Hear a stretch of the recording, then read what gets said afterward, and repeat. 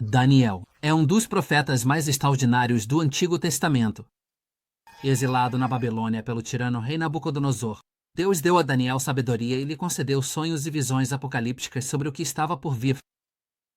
Neste vídeo, vamos examinar algumas das profecias impressionantes de Daniel que apontam para a vinda do profeta Muhammad, que a paz esteja com ele. O capítulo 2 de Daniel nos conta sobre um sonho que perturbou muito o rei babilônico, Nabucodonosor. Majestade, o Senhor olhou e viu diante de si uma estátua enorme e deslumbrante. A cabeça da estátua era feita de ouro puro, o peito e os braços eram de prata, a barriga e as coxas eram de bronze, as pernas eram de ferro, e os pés eram parcialmente de ferro e parcialmente de barro cozido. Aqui somos informados de que o rei babilônico, Nabucodonosor, sonhou com uma estátua deslumbrante composta por materiais de ouro, prata, bronze, ferro e barro. Daniel interpretou o sonho da seguinte forma: Majestade, o Senhor é essa cabeça de ouro. Depois de você, surgirá outro reino, inferior ao seu. Em seguida, um terceiro reino, de bronze, governará toda a terra. Finalmente, haverá um quarto reino, forte como o ferro. Assim, como o ferro quebra as coisas em pedaços, ele esmagará e despedaçará todos os outros. Assim como os pés e os dedos eram parcialmente de barro cozido e parcialmente de ferro. Então esse será um reino dividido. Esse reino será parcialmente forte e parcialmente frágil. De acordo com Daniel, as diferentes partes da estátua representavam 4 reinos sucessivos que governariam a terra. Daniel nos diz explicitamente que o primeiro desses reinos, representado pela cabeça de ouro da estátua, é a Babilônia, o reino que estava no poder na sua época. Identidades do segundo e do terceiro reinos são reveladas em uma visão posterior no capítulo 8 de Daniel. No terceiro ano do reinado do rei Belsazar, eu, Daniel, tive uma visão. Diante de mim estava um carneiro com 2 chifres. Nenhum animal podia se opor a ele. De repente, uma cabra com um chifre proeminente veio em direção ao carneiro de 2 chifres e atacou-o com grande fúria. O carneiro não tinha poder para se opor a ele. A cabra se tornou muito grande, mas no auge do seu poder, o chifre grande quebrou-se, e no lugar dele, cresceram 4 chifres proeminentes. A profecia continua, nos informando que o carneiro com 2 chifres simboliza um reino culminado formado pelos medos e persas. O carneiro de 2 chifres que você viu representa os reis da Média e da Pérsia. O carneiro de 2 chifres é um símbolo excelente, já que os 2 chifres representam os 2 poderes dos medos e persas, que historicamente se uniram sob Ciro, o Grande. E então, onde na sequência de reinos se encaixa o Império Medo-Persa? Os profetas Isaías e Jeremias respondem a essa pergunta para nós. Por que eles nos informaram que a Babilônia seria derrotada pelos medos? Veja, eu vou levantar contra eles os medos. A Babilônia, a joia dos reinos, será derrubada por Deus. O Senhor levantou os reis dos medos, porque seu propósito é destruir a Babilônia. Historicamente, o rei Belsazar, que nos foi dito que estava no poder na época da visão de Daniel do carneiro de 2 chifres, foi o último governante babilônico. No ano 539 AC, ele foi derrotado por Ciro, o Grande, que comandava o Império Medo-Persa. Assim, podemos concluir que o Império Medo-Persa é o segundo reino no sonho de Nabucodonosor. O reino que é representado como o peito e os braços de prata da estátua, e que se diz que derrotará a Babilônia. E quanto ao símbolo da cabra como animal que vai derrotar o carneiro de 2 chifres, com o chifre proeminente da cabra? Depois, se dividindo em 4 chifres menores, o capítulo 8 de Daniel nos informa que a cabra representa os gregos. A cabra peluda é o rei da Grécia, e o grande chifre entre os olhos dela é o primeiro rei. Os 4 chifres que substituem o que foi quebrado representam 4 reinos que surgirão de sua nação, mas não terão o mesmo poder. Historicamente, Alexandre, o Grande, foi rei do antigo reino grego da Macedônia. Ele derrubou os medo-persas e criou um vasto império, como o mundo nunca tinha visto. Ele morreu de repente no ano 323 AC. Com seu império mergulhando no caos, acabando por se dividir em 4 blocos de poder estáveis, mas mais fracos. Podemos ver que Alexandre, o Grande, se encaixa perfeitamente na visão de Daniel da cabra, com um chifre proeminente que se divide em 4 chifres. Até agora, foi demonstrado como a cabeça de ouro representa a Babilônia. O peito e os braços de prata representam os medo-persas, e que a barriga e as coxas de bronze representam os macedônios. Agora vamos voltar o foco para o sonho de Nabucodonosor no capítulo 2 de Daniel. E quanto à parte restante da estátua, que se diz ter pernas de ferro, com pés parcialmente de ferro e parcialmente de barro cozido.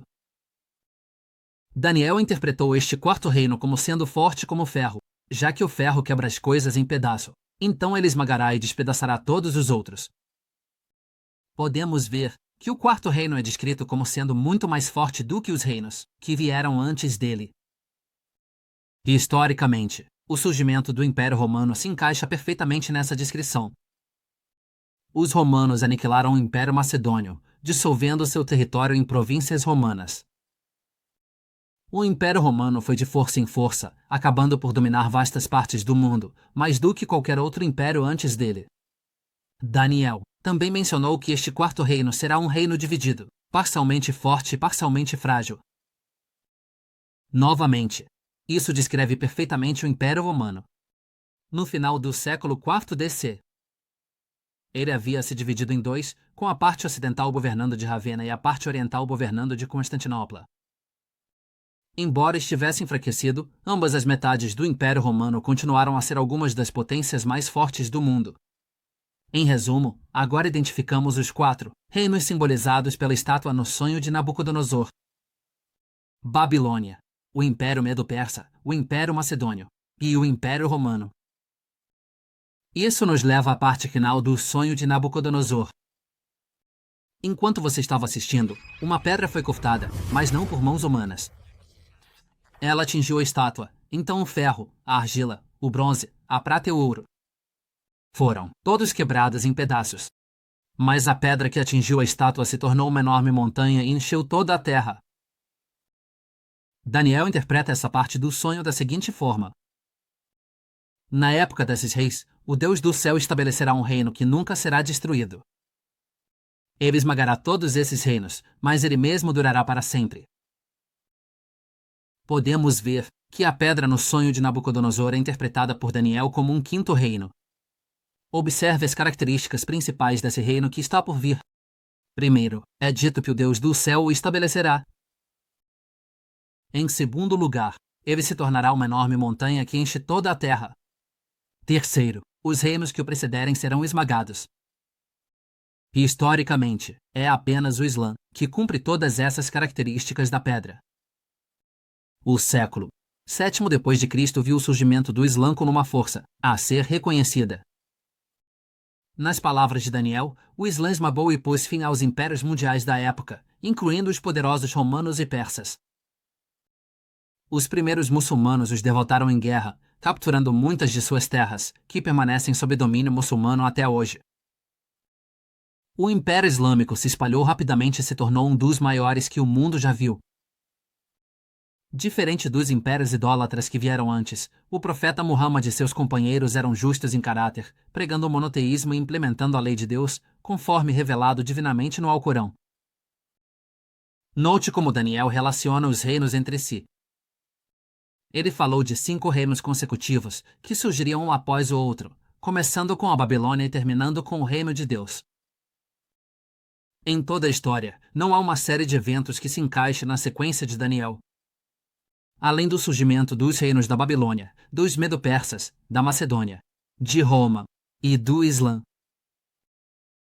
Críticos podem citar o fato de que comentaristas judeus tradicionalmente associaram o Islã não com o reino de Deus, mas sim com o quarto reino maligno. Uma das maneiras que eles fazem isso é fundindo Roma no terceiro reino para criar um império combinado macedônio-romano. No entanto, tais interpretações são altamente problemáticas porque não há nada na profecia que indique que o terceiro reino é um império conjunto. É importante notar que nenhum comentarista judeu, antes do surgimento do Islã, interpretou o quarto reino como o surgimento de um império ismaelita. Professor John J. Collin, um dos principais especialistas em Daniel, reconhece que os rabinos distorceram sua interpretação após o surgimento do Islã. A interpretação predominante identificou os reinos como Babilônia, Média, Pérsia, Grécia e Roma. Eventualmente, a sequência foi adaptada para levar em conta os novos desenvolvimentos, especificamente o surgimento do Islã. É evidente que os comentaristas judeus só começaram a ligar o quarto reino maligno a Ismael, após o surgimento do Islã e seu subsequente estabelecimento como uma potência mundial. Como eles sabiam, a implicação era que o Islã é o reino de Deus, anunciado. Isso fica claro em escritos judeus logo antes do surgimento do Islã, onde os rabinos do século V, que viviam sob o opressivo Império Romano, estavam antecipando a chegada iminente de uma figura salvadora que derrotaria o quarto reino, Roma, e trazer a era messiânica. Os rabinos escreveram no Talmud babilônico, e esses impérios submeteram o povo judeu. No que diz respeito a Roma e Pérsia, seu reinado se estende até a vinda do Messias. Um ponto final que vale a pena mencionar é que os primeiros muçulmanos estavam plenamente cientes de tais profecias em Daniel. Por exemplo, Va'il Munabi, um dos principais especialistas nas escrituras judaicas, e também um aluno direto de famosos companheiros como Ibn Abbas, disse o seguinte: Nabucodonosor teve um sonho em que havia uma estátua com uma cabeça de ouro. Daniel disse que você é a cabeça da estátua que você viu. Quanto à pedra que vai descer, que vai encher os céus e a terra, isso se refere ao profeta que virá no fim dos tempos. A próxima profecia que vamos examinar pode ser encontrada no capítulo 7 de Daniel, que nos informa que Daniel teve um sonho aterrorizante com 4 bestas. O primeiro era como um leão, e tinha asas de águia. Então, uma segunda besta, que parecia um urso, foi levantada de um dos lados, e tinha 3 costelas na boca. Então, outra besta, que parecia um leopardo. Tinha 4 asas como um pássaro, e 4 cabeças. Depois disso, uma quarta besta, aterrorizante e assustadora, e muito poderosa. Tinha grandes dentes de ferro. Era diferente de todas as bestas anteriores, e tinha 10 chifres. Daniel interpretou as 4 bestas como representando o surgimento de 4 reis. As 4 grandes bestas são 4 reis que vão surgir da terra. Como será visto agora, essas 4 bestas simbolizam os mesmos 4 reinos.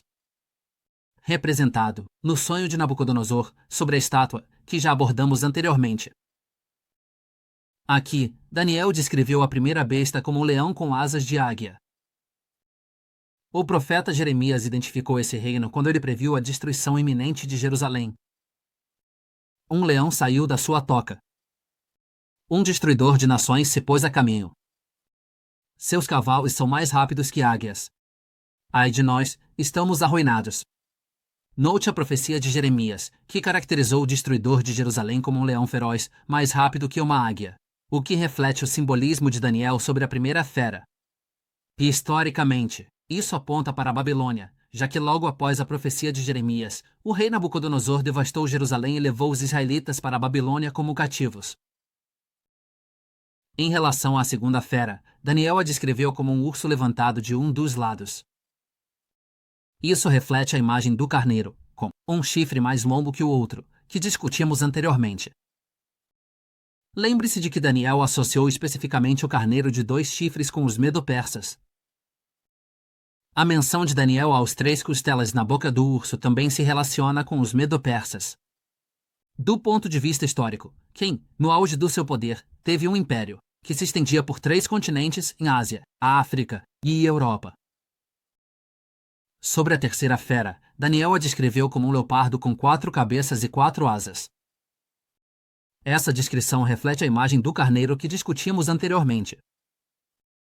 Lembre-se de que Daniel associou especificamente o carneiro com os gregos. Assim como o chifre proeminente do carneiro que Daniel mencionou que se dividiria em 4 chifres menores, a menção das 4 cabeças e 4 asas do leopardo também reflete historicamente o Império Macedônio, que vimos se dividir em 4 blocos de poder menores após a morte de Alexandre, o Grande. Agora chegamos à quarta e última fera, que Daniel descreveu como tendo dentes de ferro e 10 chifres. Essa descrição reflete a imagem do quarto reino do sonho de Nabucodonosor, com os dentes de ferro combinando com as pernas de ferro da estátua e os 10 chifres, combinando com os 10 dedos da estátua.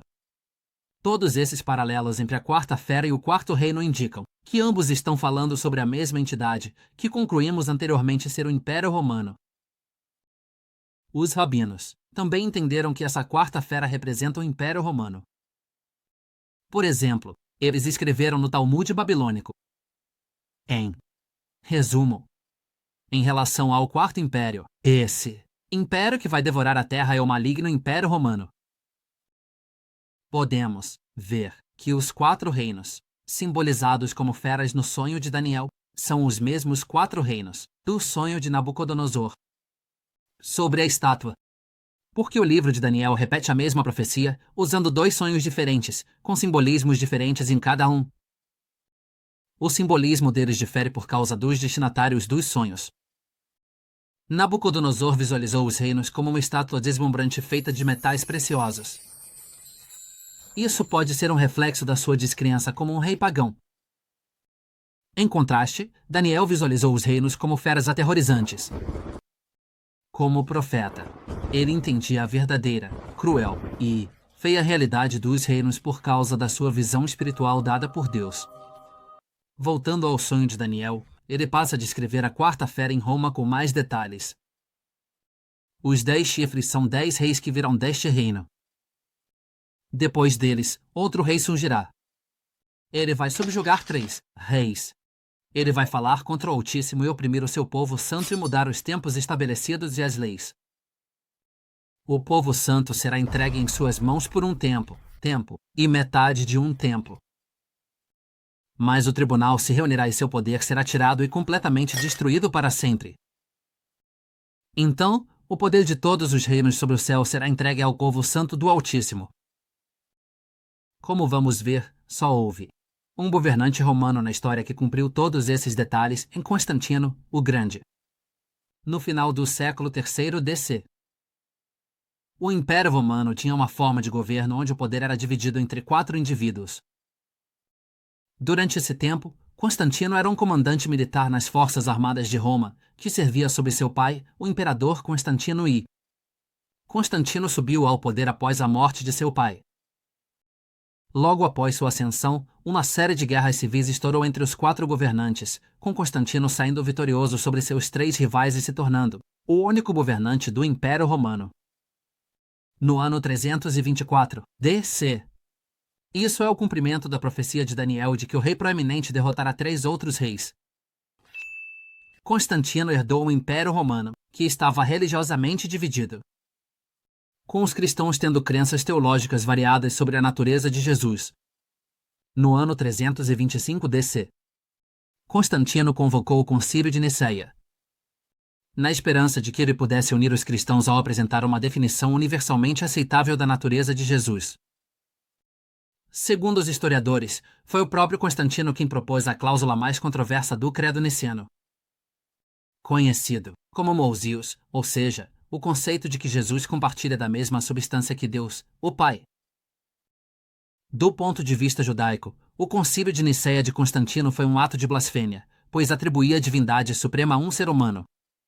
Então, Constantino, quando visto através da lente monoteísta do Antigo Testamento, pode ser absolutamente descrito como um cumprimento da profecia de Daniel de que o rei proeminente falará contra Deus. Constantino não foi apenas um catalisador para mudanças teológicas, ele também foi responsável por mudanças nos aspectos ritualísticos da religião. Por exemplo, ele estabeleceu oficialmente um sábado dominical na lei romana, que vai contra o sábado de sábado do Antigo Testamento. Portanto, Constantino também é um cumprimento da profecia de Daniel de que o rei proeminente mudará os tempos e as leis de Deus. A sorte do Império Romano mudou radicalmente no século VII com a chegada do Islã. Os primeiros muçulmanos derrotaram militarmente o Império Romano, capturando muitas de suas terras. Significativamente, o Palácio Imperial de Constantino, que foi construído na cidade capital de Constantinopla, uma palavra grega que significa cidade de Constantino, também foi capturado pelos muçulmanos. Por quase 1 milênio, Constantinopla foi a joia do Império Romano, sendo a maior e mais rica cidade da Europa. A cidade caiu nas mãos do Império Otomano Muçulmano e permanece sob controle muçulmano até os dias de hoje, agora sendo conhecida como Istambul. Portanto, a chegada do Islã é um cumprimento perfeito da profecia de Daniel de que os reis proeminentes, a corte e o poder seriam tirados. Daniel até nos dá uma linha do tempo exata de quando o reino de Deus surgiria. Ele previu que o povo de Deus seria oprimido pelo rei proeminente por um período de tempo, descrito como um tempo, tempos e metade de um tempo. Daniel até nos dá uma linha do tempo exata de quando o reino de Deus surgiria. Daniel previu que o povo de Deus seria oprimido pelo rei proeminente por um período de tempo, descrito como um tempo, e metade de um tempo. Em relação à menção de tempos, como isso deve ser interpretado? A palavra usada na profecia para tempos é a forma plural aramaica, idanim, que geralmente significa duas ou mais unidades de tempo. A maioria dos intérpretes, no entanto, entende isso no sentido dual, ou seja, duas unidades de tempo. Um comentário bíblico sobre essa profecia nos informa que a palavra no plural, tempos, só, pode designar o plural simples, ou seja, duas vezes usadas no sentido dual. Agora, Daniel não define quanto tempo dura uma unidade de tempo. No entanto, se classificarmos uma unidade de tempo como um século, e se formos com a interpretação da maioria, de que em tempos significa duas unidades de tempo, então Daniel nos dá um cálculo de 350 anos. Como segue? 1 século, mais 2 séculos, mais meio século. Notavelmente, essa linha do tempo também aponta para a ascensão do Islã. Acontece que 350 anos é exatamente o período de tempo desde o nascimento de Constantino no ano 272 DC até o ano da Hijra em 622 DC. A Hijra é um marco monumental que marca o início do calendário islâmico e o ano em que o profeta Muhammad, que a paz esteja com ele, fugiu da perseguição em Meca e estabeleceu o primeiro estado muçulmano na cidade de Medina. Podemos ver que a chegada do Islã cumpre perfeitamente a linha do tempo de Daniel sobre quando o reino de Deus surgiria. Esses cálculos são métodos padrão usados pelos rabinos ao interpretar as Escrituras. Por exemplo, o rabino Ben Abrahamson usou cálculos semelhantes baseados em outras profecias de Daniel, e ele também chegou ao ano 622 DC, que é quando ele diz que o verdadeiro guerreiro Messias foi previsto para surgir na Arábia. Daniel profetizou que 490 anos se passaram até este ano. 622 DC. Agora chegaria o verdadeiro guerreiro Messias. Embora, mesmo na Arábia, pais que esperam que seu filho possa ser esse Messias podem nomeá-lo em homenagem a Daniel Isamudot, homem das delícias, Muhammad. Em resumo, a profecia das 4 bestas no capítulo 7 de Daniel foi analisada em grande detalhe. Vimos que as 4 bestas representam os mesmos 4 reinos do sonho de Nabucodonosor sobre a estátua no capítulo 2 de Daniel. Também vimos que o reino de Deus, que se diz salvar pessoas santas da opressão da 4ª besta, é o mesmo reino, simbolizado como a rocha divina, que foi prevista para despedaçar a estátua no capítulo 2 de Daniel. Ao analisar a sequência dos reinos de Daniel e correlacioná-los com eventos do mundo real, devemos concluir que, em toda a história, essas profecias não podem se referir a ninguém além do advento da profecia de Muhammad da ascensão do Islã como uma potência mundial. Agora, a maior objeção que um cristão vai levantar é que Daniel não está profetizando sobre Muhammad, mas sim sobre Jesus Cristo. Em resposta, há sérios problemas com Jesus como cumprimento das profecias de Daniel. Primeiro, o Novo Testamento ensina que Jesus foi humilhado, torturado e executado pela 4ª besta, Roma, o que contradiz completamente as profecias em Daniel 2 e 7. Que vimos descrever a emergência de uma figura messiânica que será poderosa e terá domínio sobre a terra, simbolizado como a rocha divina. Quem vai despedaçar os outros reinos e salvar o povo santo de Deus da opressão da 4ª besta, Roma? Em segundo lugar, lembre-se que Daniel previu que a figura messiânica que viria surgiria após Constantino e traria o reino de Deus à terra. Jesus nasceu no 1º século DC, que é vários séculos antes de Constantino. Então, Jesus viola a cronologia estabelecida em Daniel. O renomado escatólogo bíblico cristão Joel Richardson reconhece plenamente o problema histórico que o Islã representa para os cristãos ao interpretar as profecias de Daniel. Mas você tem um problema histórico do Islã. Vários séculos depois de Jesus, o Islã surgiu, e na verdade, cumpre melhor os critérios bíblicos do que a primeira vinda de Jesus, porque o Islã conquistou Babilônia, Medo-Pérsia, Grécia, e foi a entidade responsável pelo colapso final de Roma.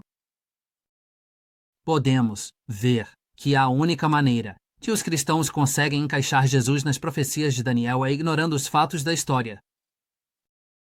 É claro que, quando deixamos Daniel falar por si só e levamos em conta a história, como ela realmente se desenrolou, a única conclusão que se pode chegar é que o Islã é o cumprimento do reino de Deus previsto por Daniel aqui na Terra. Para mais informações sobre as profecias bíblicas sobre a vinda de Muhammad, que a paz esteja com ele, por favor, baixe sua cópia gratuita do livro L'Abraham Fulfilled no link abaixo.